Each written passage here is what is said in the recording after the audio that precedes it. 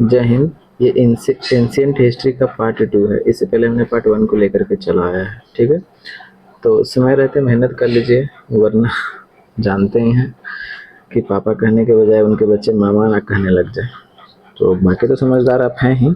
देखिए, बोला क्या गया कि महावीर का जन्म 540 ईसा पूर्व में किस स्थान पर हुआ था। और मेरा मकसद सिर्फ टिक लगाना नहीं है, मेरा मकसद है आपको रिवीजन करवाना। कम समय में आपको ज़्यादा से ज़्यादा हम रिवीजन करवा सकें, क्योंकि जितना ज़्यादा रिवीजन कीजिएगा उतना ज़्यादा बेटर होगा। तो चलिए देखिएगा। अब बात करते हैं जैन धर्म की। तो जैन धर्म की बात करते हैं तो जैन धर्म में कितने तीर्थंकर हैं, तो कहे कि 24 गो तीर्थंकर हैं। कुछ पाठ हमने जैन धर्म में कल देखा था, अब एक ही बार देख लेंगे ना तो दिमाग में नहीं घुसेगा, इसलिए हम थोड़े थोड़े चीज आपको बताते चलेंगे। रेगुलरिटी मेंटेन करके रखिएगा। अब एक चीज हम बार बार जब बताएंगे तो आपको भी इरिटेशन लगेगा कि अरे यार क्या है कि ये बता रहे हो। तो इसलिए जैन धर्म में जो कुछ बाकी कल बताए थे और बाकी आज हम बताएंगे, ठीक है। जैसे में जैन धर्म की बात करते हैं तो यहाँ छोटा सा तो आप जानते हैं कि 24 को तीर्थंकर हुए थे। पहला हमने बताया, दूसरा, तीसरा, फिर उसके बाद में 21वां, और फिर उसके बाद में 22वां, फिर उसके बाद में 23वां, फिर उसके बाद में 24वां। एक बार नाम लिख देते हैं और फिर उसके बाद में हम आपको अगला बताते हैं। क्या देखिए, जैन धर्म के पहला तीर्थंकर की बात करते हैं तो उनका तीर्थंकर का नाम क्या था, तो कहे कि ऋषभ देव था। ये पहला जो तीर्थंकर है उनका नाम क्या था, ऋषभ। अरे भाई, ऋषभ क्या था, तो जी, ठीक है, क्या था, तो कहे कि ऋषभ देव था, ठीक है। अच्छा, ये ऋषभ देव थे। और एक है ये 21वां की बात कर रहे हैं तो 21वां कौन थे, तो कहे कि नमीनाथ थी, ठीक है। और ये 22वां कौन थे, तो कहे कि अरिष्ट नेमी थी, अरिष्ट नेमी। अब जानते हैं क्या, ये ऋषभ देव और ये अरिष्ट नेमी दोनों की बात कर रहे हैं, तो ये दोनों का जो चर्चा जो किया गया है, ये ऋग्वेद में ये दोनों का नाम का चर्चा किया गया है। कहाँ पे किया गया है दोस्त, तो कहिए कि ऋग्वेद में। तो क्वेश्चन इस तरीके से पूछा जाता है, केवल आप थोड़ा बहुत आप जान लीजिएगा उससे मैटर नहीं करता है, आपको गहराई से पढ़ना पड़ेगा। ऋग्वेद में कौन जो है, दो गो व्यक्ति हैं, ऋषभ देव है एक, और एक कौन है, अरिष्ट नेमी। ये दोनों का चर्चा कहाँ पे मिलता है, ये दोनों का चर्चा आपको ऋग्वेद में देखने को मिलता है। यहाँ तक तो समझ में आ गया। अच्छा, 23वां की बात करते हैं तो 23वां कौन थे, तो कहे कि पार्श्वनाथ थे, ठीक है। अगर बात करते थे 24वां, तो 24वां तो सबको पता है कि महावीर थे, ठीक है। अच्छा, अब महावीर तो थे। अब बात करते हैं महावीर की, थोड़ा सा चर्चा कर लेते हैं। जन्म तो पता है कि 540 ईसा पूर्व में इनका जन्म होता है, तो कहाँ कहिएगा, तो कि कुंडल ग्राम में होता है, वैशाली। ये तो पता ही है। 468 ईसा पूर्व में इनका क्या हो जाता है, तो कहे कि मृत्यु हो जाता है, ठीक है। कहाँ, पावापुरी में, ठीक है। अब देखिएगा, यहाँ तो अब हम बताते हैं इनके बारे में, थोड़ा सा और चर्चा कर लेते हैं। देखिएगा, ये पार्श्वनाथ की अगर हम बात कर देते हैं तो ये पार्श्वनाथ क्या थे, तो कहे कि 4 गो महाव्रत दिए थे। कौन कौन महाव्रत दिए थे, देखिए 4 महाव्रत दिए थे। एक था क्या, तो कहे कि सत्य, अच्छा, एक तो क्या, अहिंसा, और एक था अस्तेय। हम बार बार इसलिए लिख रहे हैं ना ताकि आपको याद रहे, कंफ्यूजन होता है ना, तो इसलिए हम आपको बार बार लिखते हैं ताकि आपको लंबे समय तक याद रहे। और लंबे समय तक याद रखने का एक ही मकसद है कि आपको बार बार रिवीजन करना पड़ेगा, एक ही चीज को बार बार मल्टीपल बार आपको पढ़ना पड़ेगा। सत्य, अहिंसा, अस्तेय, और एक क्या था, अपरिग्रह। अच्छा, ये अपरिग्रह क्या था, अपरिग्रह मतलब धन इकट्ठा नहीं करना है। अस्तेय मतलब क्या, झूठ नहीं बोलना है। हिंसा मतलब क्या, आप जानते ही हैं कि हिंसा नहीं करना है। असत्य मतलब कि अस्तेय मतलब हमने क्या बताया, झूठ बोल दिया शायद। अस्तेय मतलब चोरी नहीं करना है। सत्य मतलब तो हमेशा सत्य बोलना है। और परिग्रह मतलब क्या, ये धन इकट्ठा नहीं करना है, ठीक है। अब देखिएगा, ये महावीर जो थे इसमें 5वां महाव्रत को जोड़ते हैं। 5वां महाव्रत कौन था, तो ये इसमें एक और जुड़ जाएगा, तो वो था क्या, ब्रह्मचर्य। ब्रह्मचर्य की अगर हम बात कर देते हैं तो ये कौन जोड़ने वाले व्यक्ति हैं, तो यही महावीर जोड़ने वाले व्यक्ति हैं, ठीक है। 24वें तीर्थंकर होते हैं। अच्छा, ये महावीर जो थे ना, ये महावीर जो थे, ये 11 गंधर्वों में क्या करते हैं कि जैसे में हम समझाते हैं कि 11 गंधर्व क्या होता है, कि जैसे में 11 गो, तो यहाँ पे से जब है 11 गो क्या कहते हैं, गंधर्व में बांटते हैं। अच्छा, ये गंधर्व क्या होता है, ये गंधर्व क्या था, आप इस तरीके से समझ सकते हैं कि ये चेला चपाटिया थे, ठीक है। 11 गो चेला चपाटिया थे। ये चेला चपाटिया का काम क्या था, तो ये चेला चपाटिया का काम यही था कि जैन धर्म को प्रचार प्रसार करना और उसके जो उपदेश जो दिए गए थे किनके द्वारा, तो महावीर के द्वारा, उनको संलग्न करना, ठीक है। तो 11 जो आपको गंधर जो थे, तो 11 जो गंधर में से 10 को जो गंधर थे, ये 10 जो गंधर थे, ये महावीर के जीवन रहते ही क्या हो चुका था, इनका मृत्यु हो चुका था, ठीक है। तो एक व्यक्ति जो थे, यानी एक जो गंधर था, मात्र एक गंधर, वो कौन था, जीवित रहा था, तो वो कौन था, आर्य सुधर्मा। तो ये पूछा जा सकता है क्योंकि 10 गो का मृत्यु हो चुका है इनके जीवन रहते हुए भर में, किनके, महावीर के जीवन रहते हुए भर में भी जो 10 गो गंधर हैं उनका क्या हो चुका है, मृत्यु हो चुका है।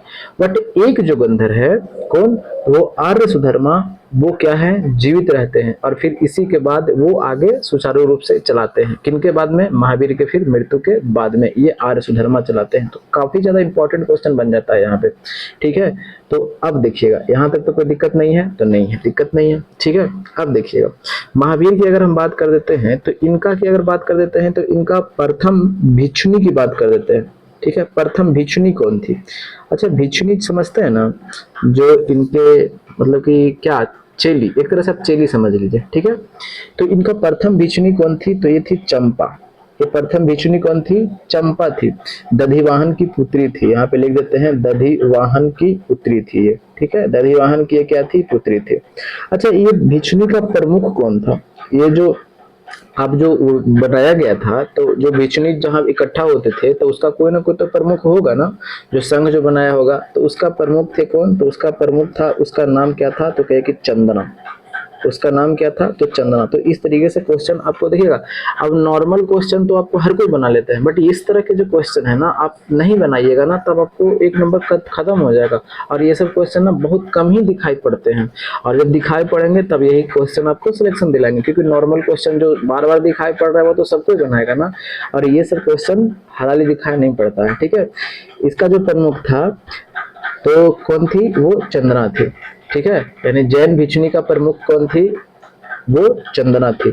और प्रथम भिक्षुनी कौन थी? तो कहे कि चंपा। को किसकी पुत्री थी? तो दधिवाहन की ये पुत्री थी। यहाँ तक तो कोई दिक्कत नहीं है, तो कहे कि नहीं। अच्छा, इनकी पुत्री का तो नाम जानते हैं कि इनकी पुत्री कौन थी? तो इनकी पुत्री का नाम बताते हैं तो अनुज्या। इनकी पुत्री का नाम क्या था? अनुज्या। कहीं कहीं आपको प्रिय दर्शनी भी मिलेगा, प्रिय दर्शनी, ठीक है। चलिए, यहाँ तक तो कोई दिक्कत नहीं है, नहीं।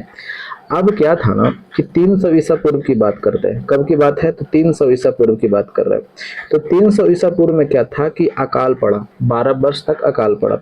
और 12 वर्ष तक अकाल पड़ा ना, तो आप जानते हैं कि चंद्रगुप्त मौर्य की अगर हम बात कर देते हैं, तो चंद्रगुप्त मौर्य, इसका शासनकाल यहाँ पे अभी तो स्टार्ट है चंद्रगुप्त मौर्य का, कि हाँ। तो भद्रबाहु एक जैन भिक्षु थे, ठीक है, भद्रबाहु।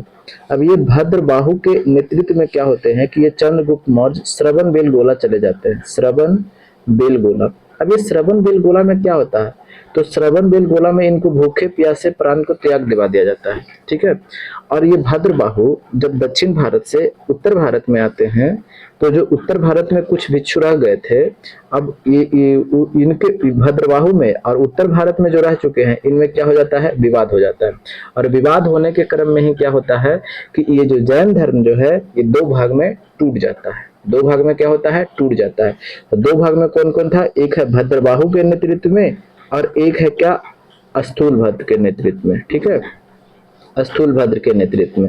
अच्छा, भद्रबाहु के नेतृत्व में जो जैन धर्म बनते हैं उसे क्या बोला जाता है? तो भद्रबाहु के नेतृत्व में जो बनते हैं उसे बोला जाता है दिगंबर, ठीक है। उसे क्या बोला जाता है? तो कहे कि दिगंबर। और ये स्थूलभद्र के नेतृत्व में जो बनता है जैन धर्म में, उसे क्या बोलते हैं? श्वेतांबर, श्वेतांबर बोलते हैं। यहाँ तक तो कोई दिक्कत नहीं है। अच्छा, ये दिगंबर वाले जो होते हैं ना, ये नग्न अवस्था में रहते हैं, कहते हैं कि नग्न में रहते हैं। और ये जो है, ये सफेद कपड़ा पहनते हैं। ये क्या पहनते हैं? तो कहे कि सफेद कपड़ा पहनते हैं। कौन? तो श्वेतांबर वाले जो यहाँ पे रह गए थे, ठीक है ना। तो इस तरीके से क्वेश्चन आपको स्टेटमेंट दे करके भी पूछा जाता है, ठीक है। अच्छा, जैसे में अब ये भद्रबाहु के नेतृत्व में जो दिगंबर हुए, तो ये अभी तो हमने बताया कि महाव्रत जैन धर्म में कितना दिया गया है? तो कहे कि 5 गो महाव्रत दिया गया है भाई। अब ये 5 गो महाव्रत को मानते हैं, 5 महाव्रत को ये क्या करते हैं? मानते हैं। बट ये जो है ना, ये 5वां महाव्रत कौन था? तो कहे कि ब्रह्मचर्य, ब्रह्मचर्य। अब ये ब्रह्मचर्य को क्या करते हैं, ये श्वेतांबर वाले नहीं मानते हैं, ठीक है। तो इस तरीके से आपको स्टेटमेंट दे करके भी पूछा जाता है, तो आप थोड़ा सा ध्यान दीजिएगा, ठीक है। चलिए यहाँ तक तो रख रख दिया। अब हम थोड़ा सा जो बार बार पूछा जाता है क्वेश्चन, वो हम उसका चर्चा कर लेते हैं। देखिएगा 300 ईसा पूर्व की बात कर देते हैं, तो 300 ईसा पूर्व में प्रथम जैन संगीति हुआ था। कौन सा, तो कहे कि प्रथम जैन संगीति। अच्छा, ये प्रथम जैन संगीति की बात कर देते हैं, तो ये कब हुआ था, तो कहे कि 300 ईसा पूर्व में, तो अभी तो लिखा।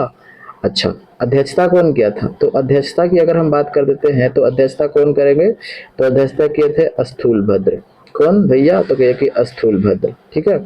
अच्छा, फिर उसके बाद में 512 ईसा पूर्व की अगर हम बात कर देते हैं, तो 512 ईसा पूर्व में द्वितीय जनसंगीति होती है। कहाँ, द बल्लभी में। ये बल्लभी कहाँ पड़ता है, अरे मोदी जी कहाँ, तो गुजरात में, ठीक है। ये गुजरात में बल्लभी पड़ता है, ठीक है। अच्छा, तो इसका अध्यक्षता कोई ना कोई तो किया होगा, हाँ बिल्कुल किया होगा। तो इसका अध्यक्षता कौन किया था, देवर्धि क्षमा श्रवण। देवर्धि क्षमा श्रवण। तो इस तरीके से आपको पूछा जाता है। अब इतना ही आपको देखना है, ज्यादा मत देखना, क्योंकि बहुत सारे चीज आपको पढ़ने के लिए रहता है। तो इतना का आप स्क्रीनशॉट लीजिए, अगर आपके कॉपी में ना है तो आप उसको नोट डाउन कर लीजिए, ठीक है। चलिए यहाँ तक तो हो गया।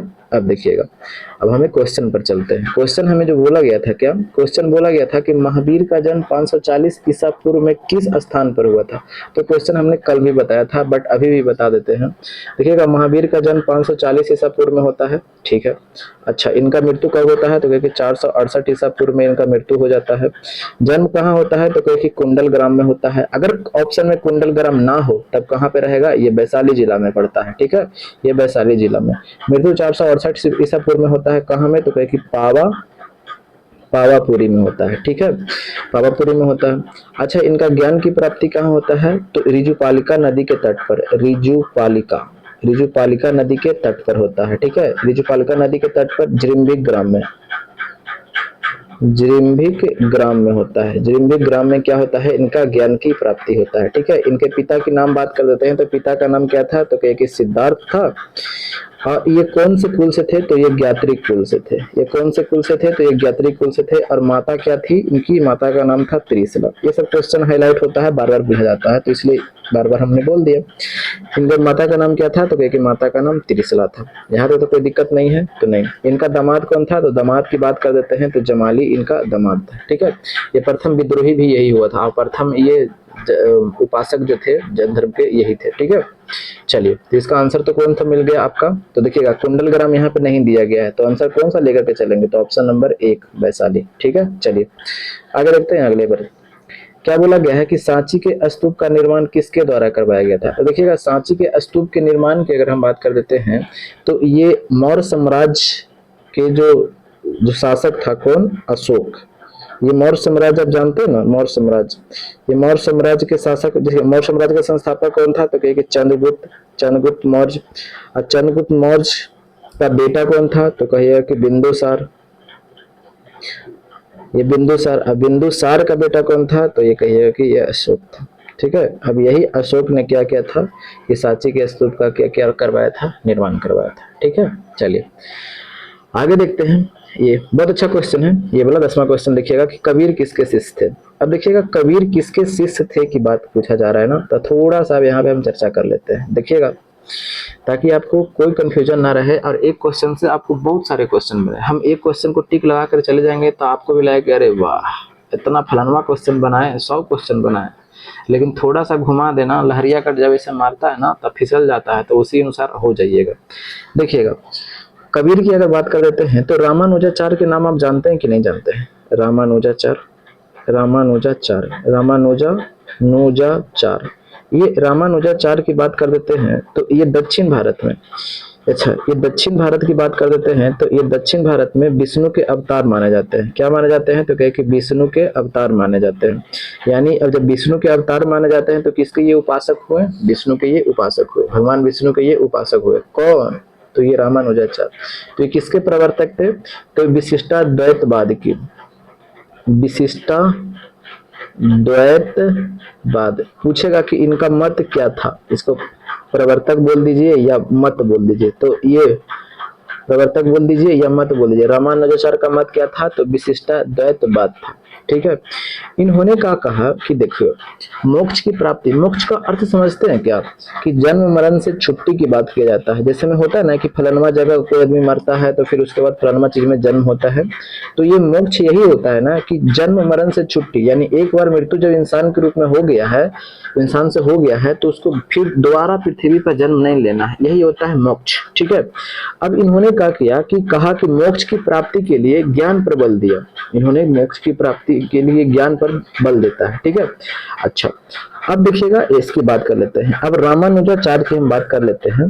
ठीक है, रामानुजाचार्य के एक चेला हुए, इस चेला का नाम क्या था, तो रामानंद। कि रामानुजाचार्य के चेला कौन है, तो कहे कि श्यामानंद नहीं भाई, रामानंद इनके क्या हुए, चेला हुए। ठीक है, इनका यहाँ पे लिख देते हैं चेला। अब ये चेला कौन हुए, रामानंद। अब ये रामानंद जो थे ये राम के प्रवर्तक थे। देखिएगा रामानुजाचार्य किसके प्रवर्तक हैं, तो कहे कि भगवान विष्णु के प्रवर्तक है। ठीक है, यानी उपासक हैं। और ये किसके उपासक हैं, तो ये उपासक है राम के। ठीक है, ये किसके उपासक हैं, राम के। ये रामानंद जो थे ना, ये सभी जातियों को, विभिन्न धर्म, विभिन्न जाति के लोगों को एक साथ खाना बैठा करके खाते थे, ये खुद ये रामानंद। अब ये रामानंद के जो चेला जो है, जैसे विभिन्न धर्म के जब आ गया था, आप जब जानते हैं कि कबीर, ये कबीर क्या था, तो कहिए कि ये जुलाहा था भाई। ये क्या था, तो कहिए कि ये कबीर जुलाहा था।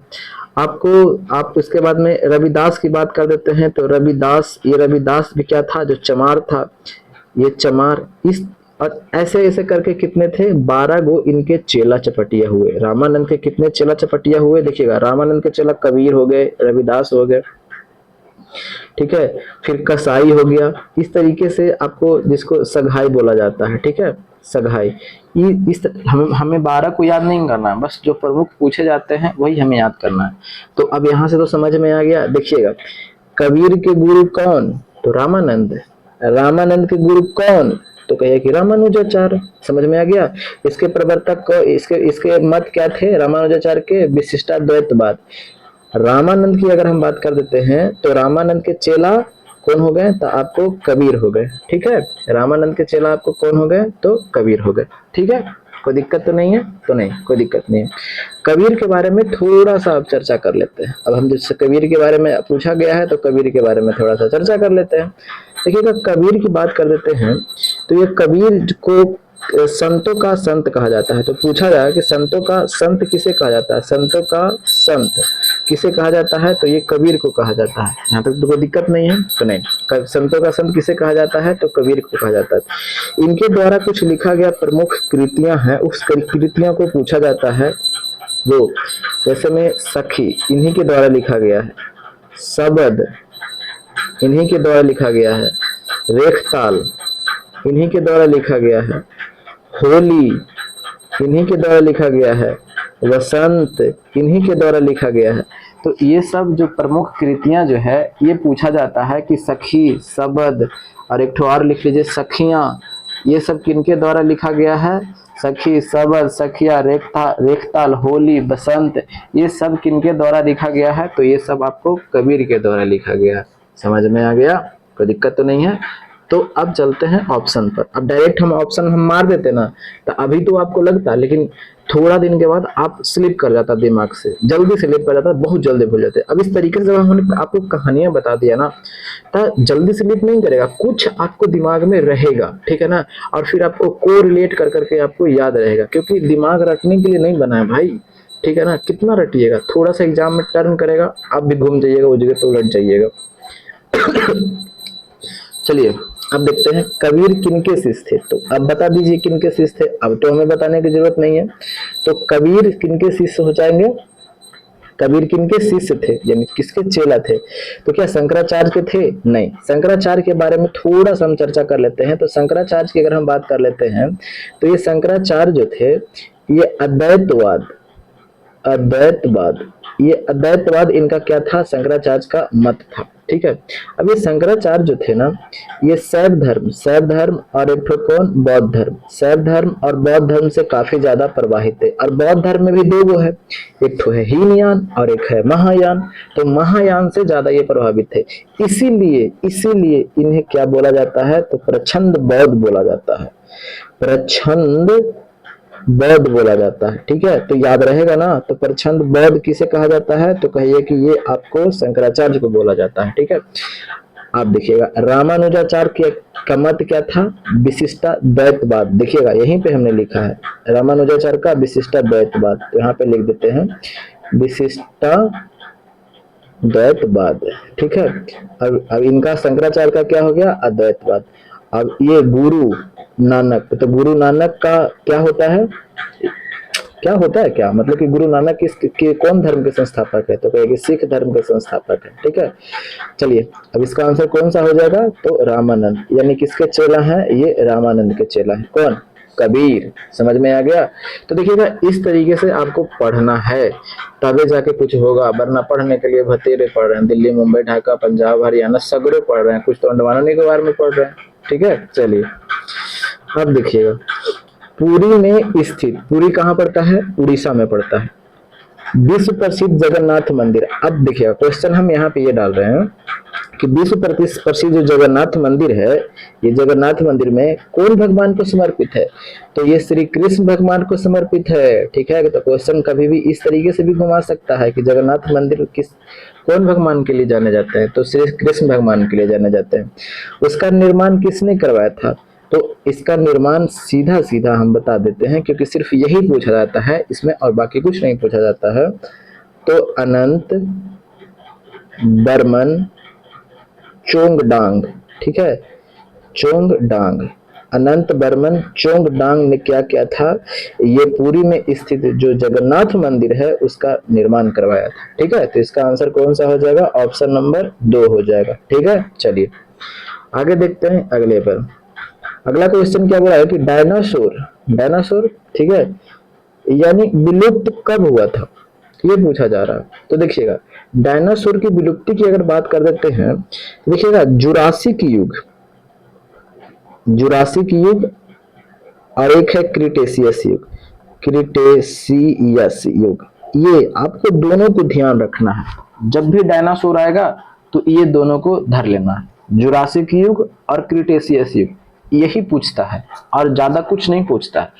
तो जो बता रहे हैं वो पढ़ लीजिए, वरना बहुत पढ़ना है, इतना पढ़ना है कि जिंदगी खत्म हो जाएगा, लेकिन पढ़ाई कभी भी खत्म नहीं होगी। ठीक है, तो जुरासिक युग की अगर हम बात कर देते हैं, तो ये जुरासिक युग में क्या था, ये इसका प्रभुत्व ज्यादा था। ठीक है, ये किसका प्रभुत्व ज्यादा था भाई, तो ये प्रभुत्व किसका ज्यादा था, तो डायनासोर। अभी हमने बताया कि जब भी डायनासोर आए ये दोनों को धर लीजिए, किसको, जुरासिक को और क्रिटेशियस युग को, दोनों को पकड़ लीजिएगा। तो जुरासिक युग में प्रभुत्व ज्यादा था। अच्छा, तो क्रिटेशियस इसमें क्या हो गया, तो क्रिटेशियस युग में ये विलुप्त हो गया। ये क्या हो गया दोस्त, तो कहे कि ये विलुप्त हो गया, कौन, डायनासोर। समझ में आ गया। चलिए, तो इसका आंसर आपको मिल गया होगा, ऑप्शन नंबर क्या, तो क्रिटेशियस युग, ऑप्शन नंबर 4। ठीक है, चलिए आगे बोला गया है कि ऋग्वेद में निम्नलिखित में से किस नदी का उल्लेख नहीं है। ऋग्वेद की अगर हम बात कर जाते हैं, तो हमारे वेद कितने हैं, तो कहिए कि ऋग्वेद है, ये नॉर्मल चीज है, सबको पता है, क्या बोले। ठीक है, ऋग्वेद है, यजुर्वेद है, ऋग्वेद, यजुर्वेद और फिर एक ठो अथर्ववेद और फिर एक ठो सामवेद। ठीक है, ये 4 गो आपको वेद है, जिसमें से सबसे पुराना आपको यही आपको देखने को मिलता है, कौन, ऋग्वेद। और अभी हमने ऋग्वेद में ये भी बताया आपको कि ऋग्वेद में जो जैन धर्म के जो 2 व्यक्ति हैं, 2 व्यक्ति नहीं, तीर्थंकर हैं, एक थे ऋषभदेव और एक ठो क्या थे, तो अरिष्टनेमी। ये ऋषभदेव और अरिष्टनेमी, ये दोनों का उल्लेख कहाँ मिलता है, तो यही ऋग्वेद में मिलता है। ठीक है, कितने मंडल है ऋग्वेद में दोस्त, तो कहे कि ऋग्वेद में 10 गो मंडल हैं। कितने मंडल हैं, 10 मंडल हैं। और सूक्त कितने हैं, तो सूक्त की अगर हम बात कर देते हैं, तो सूक्त कितने हैं, तो 1028 गो सूक्त हैं। और 10,552 को क्या है तो कहे कि ऋचाएं हैं। ठीक है, कितना है ऋचाएं हैं तो 10,552 को ऋचाएं हैं। सुक्त पूछा था, ये नहीं पूछा गया है, ठीक है ज्यादा, लेकिन ये ज्यादा पूछा गया है कि सुक्त कितने हैं, 1028 को सुक्त है। ठीक है, अब देखिएगा, अब हम चर्चा कर लेते हैं क्या, हाँ तो ये ऋग्वेद की अगर हम बात कर लेते हैं तो ऋग्वेद में पूछा गया है तो यमुना का ऋग्वेद में 3 बार उल्लेख किया गया है। सरस्वती की बात कर देते हैं तो सबसे प्रमुख नदी थी, प्रमुख बोले तो यानी प्रमुख नहीं, इसको हम बोल सकते हैं पवित्र नदी लिखते हैं। ठीक है, ये सर्वाधिक पवित्र नदी थी। कौन तो पवित्र नदी थी तो आपको ये सरस्वती नदी आपको पवित्र नदी थी। इसे नदीतमा की उपाधि दिया गया था। किसको तो सरस्वती जो नदी है उसको नदीतमा की उपाधि दिया गया था। ठीक है, गंगा की बात कर देते हैं तो ऋग्वेद में गंगा का 1 बार उल्लेख किया गया है। कितने बार, 1 बार उल्लेख किया गया है। ठीक है, तो देखिएगा तीनों तो आपको मिल गया, गंगा का 1 बार उल्लेख किया है, यमुना का 3 बार उल्लेख किया है, सरस्वती का तो आप जानते हैं कि पवित्र नदी है, इस नदीतमा की उपाधि दिया गया था। सिंधु का भी चर्चा किया गया है, लेकिन सिंधु तो ऑप्शन में है नहीं। रावी का चर्चा नहीं किया गया। ठीक है, ठीक है, तो इसका आंसर कौन सा हो जाएगा, ऑप्शन नंबर 2 हो जाएगा। ठीक है, चलिए आगे क्या बोला गया है कि निम्नलिखित में से अश्वमेध यज्ञ का आयोजन किसने किया था। अश्वमेध यज्ञ समझते हैं, पहले समझिए, इस चीज को समझाते हैं कि जैसे में मान लीजिए कि आपके पास में एक घोड़ा है। ठीक है, हमें पारने तो नहीं आता भाई, बस मान लीजिए कि एक घोड़ा है। ठीक है, ओहो, चलिए एक घोड़ा है। ठीक है, अब ये घोड़ा जो है ना, ये घोड़ा कोई राजा यज्ञ करवाया, अब ये यज्ञ करवाने के बाद में इसको छोड़ दिया। अभी जिस जहां जहां क्षेत्र तक जाएगा उस क्षेत्र तक शासन किसका होगा, राजा का। अगर मान ले कि इस क्षेत्र में ये एंट्री कर देता है तो इस क्षेत्र में अब यहाँ का जो राजा है इसको रोकेगा। अब रोक वही सकता है जो, अगर रोक दिया इस घोड़ा को, अश्वमेध यज्ञ में क्या था, अगर इस घोड़ा को रोक दिया तो समझिए कि आपको इसके साथ में युद्ध करना पड़ेगा। ठीक है, तो जो कमजोर राजा होगा वो रोकेगा थोड़े नहीं, जो मजबूत राजा होगा वो रोकेगा। ठीक है, तो यही पूछा जा रहा है। ठीक है, अश्वमेध यज्ञ तो अब समझ में आ गया, कोई दिक्कत तो नहीं है। चलिए, एक होता है राजसूय यज्ञ, जब राज्याभिषेक होता है तो उस तरीके से यज्ञ किया जाता है। ठीक है, तो उसको राजसूय यज्ञ बोलते हैं। अब इस अश्वमेध यज्ञ के बारे में तो हमने बताया। ठीक है, चलिए अब देखिएगा इस चीज को हम समझाते हैं। ठीक है, तो इसे थोड़ा मिटा दें कि थोड़ा सा अलग स्लाइड हम ले लें, तो चलिए अलग स्लाइड ही ले लेते हैं। ठीक है, देखिएगा अलग स्लाइड हमने लिया, हमें क्या पढ़ना है यहाँ पे देख लीजिए एक बार। हाँ, अश्वमेध यज्ञ के बारे में पूछा गया है ना, तो देखिएगा, अब देखिएगा पहले हम थोड़ा सा गुप्त साम्राज्य को देख लेते हैं। ठीक है, ये गुप्त साम्राज्य, अरे भाई थोड़ा कलम ना डिस्टर्ब हो गया भाई, इसे भी लवेरिया धर लिया शायद। गुप्त साम्राज्य की अगर हम बात कर देते हैं, गुप्त साम्राज्य की अगर हम बात कर देते हैं तो गुप्त साम्राज्य में देखिएगा हम सीक्वेंस से बताएंगे, आपको याद करते चलना है। ठीक है, देखिएगा गुप्त साम्राज्य की अगर बात कर देते हैं तो इसका विकास जो होता है आपको ये कहाँ पे, तो काशी में आपको देखने को मिलता है। तो बट ये नहीं याद कीजिए, छोड़िए इसको, ये सब चीज को छोड़िए। देखिएगा अगर बात कर देते हैं तो ये श्रीगुप्त जानते हैं, ये श्रीगुप्त होता है 280 ईस्वी में क्या होता है, गद्दी पर बैठता है। 240 ईस्वी में गद्दी पर बैठता है। ठीक है, और 240 ईस्वी में गद्दी पर बैठता है और इसे संस्थापक बोला जाता है। तो पूछा जाएगा गुप्त वंश का संस्थापक किसे बोला जाता है, तो आपको संस्थापक इसी को बोला जाता है। ठीक है, फिर गुप्त वंश, अरे भाई संस्थापक, दो चीज लिख दिया, श्रीगुप्त लिखना चाहिए तो हमें क्या लिखता, चलिए देखिए फिर से लिख रहे हैं। श्रीगुप्त बनता है इसका संस्थापक, इसको संस्थापक बोला जाता है। अच्छा, संस्थापक के बाद में फिर ये श्रीगुप्त के बाद में कौन ये बनता है, तो घटोत्कच, ये घटोत्कच बनता है। ये दोनों की बात कर देते हैं तो ये दोनों महाराज की उपाधि धारण करता है। ये क्योंकि ये किसी दूसरे राजा के अधीन में था, महाराज की उपाधि धारण करता है। फिर उसके बाद में ये बनता है चंद्रगुप्त प्रथम। ये चंद्रगुप्त प्रथम की बात कर देते हैं, 319 ईस्वी में ये बनता है। ठीक है, अब तो 319 ईस्वी में बनता है और इसके उपलक्ष्य में एक संवत चलाता है। उस संवत का नाम क्या है दोस्त, तो कहे कि गुप्त संवत। तो गुप्त संवत का शुरुआत किसने करवाया, तो कहे कि चंद्रगुप्त प्रथम ने करवाया। ठीक है, ये कब, क्योंकि राज्याभिषेक हुआ था तो इसी के उपलक्ष्य में ये गुप्त संवत क्या करता है, स्टार्ट होता है, ठीक है, 379 ईस्वी से, ठीक है। इसका विवाह की अगर बात कर देते हैं तो इसका विवाह हुआ था, लिच्छवी की राजकुमारी थी, ठीक है, कुमार देवी। लिच्छवी की राजकुमारी थी कौन, तो कहे कि कुमार देवी। अब ये कुमार देवी से क्या होता है, ये चंद्रगुप्त प्रथम का विवाह होता है और इसने चांदी का सिक्का जारी किया था सर्वप्रथम, ठीक है, चांदी का सर्वप्रथम सिक्का जारी किया था। इसकी उपाधि की अगर बात कर देते हैं तो इसका उपाधि क्या था, तो महाराजाधिराज। देखिएगा ऊपर वाले जो दोनों है, पूछ देखिएगा, कुछ याद कीजिए चाहे मत, लेकिन बट ये दोनों याद करना पड़ेगा जो उपाधि जो हम बता रहे हैं, क्योंकि बार बार पूछा जाता है। श्रीगुप्त महाराज की उपाधि धारण किया, घटोत्कच भी महाराज की। अब ये बढ़ेगा, ठीक है ना, तो महाराजा धीराज की ये उपाधि धारण कर लिया कौन, तो चंद्रगुप्त प्रथम। अब चंद्रगुप्त प्रथम के बाद में कौन बनेगा, तो इधर आजा, उधर कहा जा रहा है भाई, ऐसे आजा, बहुत तंग करता है भाई, क्या कीजिएगा। अब देखिएगा, अब चंद्रगुप्त प्रथम के बाद में कौन बनेगा, तो कहेगी समुद्रगुप्त। अब ये कौन बनेगा, तो कहे कि समुद्रगुप्त बनता है। समुद्रगुप्त की अगर बात कर देते हैं तो इसे भारत का नेपोलियन कहा जाता है, इसे भारत का नेपोलियन कहा जाता है। इसने उपाधि धारण किया था, परम भागवत की उपाधि धारण किया था, परम भागवत की उपाधि धारण किया था, ठीक है। और इस पराक्रमांक की भी उपाधि धारण किया, पराक्रमांक की भी उपाधि धारण किया था। और इसे अश्व मेघ कर्ता के रूप में जाना जाता है। क्यों, क्योंकि ये जो था, ये दक्षिणावर्त के 12 राजा और आर्यावर्त के 9 राजा को क्या किया था, ये पराजित किया था। ये अपने जीवन काल में एक भी युद्ध नहीं हारा था, ठीक है, और एक भी युद्ध नहीं हारा था।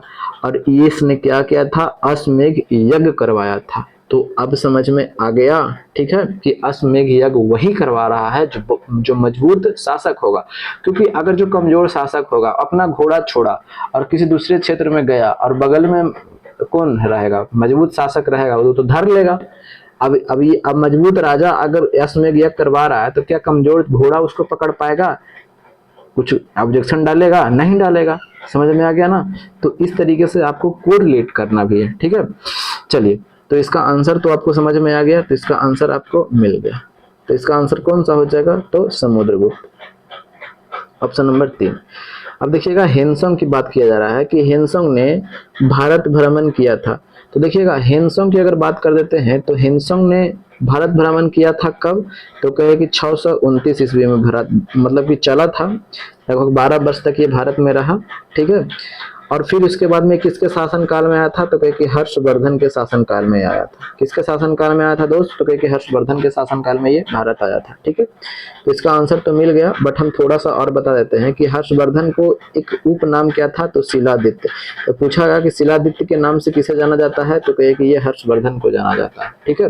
ये हर्षवर्धन जो था, ये कौन से वंश से संबंधित था, तो कहे कि पुष्यभूति वंश से संबंधित था, पुष्यभूति वंश से ये संबंधित था। अच्छा, पुष्यभूति वंश के संस्थापक कौन से, तो पुष्यभूति थे, ठीक है, पुष्यभूति थे। अच्छा, पुष्यभूति वंश का राजधानी कहाँ था, तो कहे कि इसका राजधानी था थानेश्वर। लेकिन ये हर्षवर्धन ने अपनी राजधानी को चेंज कर लिया था। इसकी अपनी राजधानी को चेंज कहाँ कर लिया था, तो उसने अपनी राजधानी को चेंज कहाँ कर लिया था, तो इसने अपनी राजधानी को चेंज कर लिया था, कन्नौज में स्थापित कर लिया था, ठीक है, कोई दिक्कत तो नहीं है। इसके दरबार में कौन रहते थे, तो बाणभट्ट। ये बाणभट्ट ने थे हर्षचरित एक पुस्तक लिखा है। तो हर्षचरित एक पुस्तक लिखा, ये काफी ज्यादा इंपॉर्टेंट है। ये हर्षवर्धन की अगर हम बात कर देते हैं तो हर्षवर्धन को अंतिम हिंदू सम्राट कहा जाता है, अंतिम हिंदू सम्राट बोला जाता है, ठीक है, अंतिम हिंदू सम्राट कहा जाता है, हर्षवर्धन को बोला जाता है, कोई दिक्कत तो नहीं है। ये उपासक की बात कर देते हैं तो ये शिव और सूर्य के उपासक थे। किसके, शिव और सूर्य के क्या थे, तो उपासक थे, कोई दिक्कत तो नहीं है। इसने एक उपाधि धारण किया था, तो कौन, तो शकलोत्तरापथनाथ की उपाधि धारण किया था। ये सब क्वेश्चन काफी ज्यादा पूछा जाता है, ठीक है। तो इतने तक रखते हैं। कैसा लगा सेशन जरूर बताइएगा कमेंट करके, ठीक है, क्योंकि टाइम ज्यादा हो रहा है, ठीक है। तो जय हिंद, जय भारत, वंदे मातरम।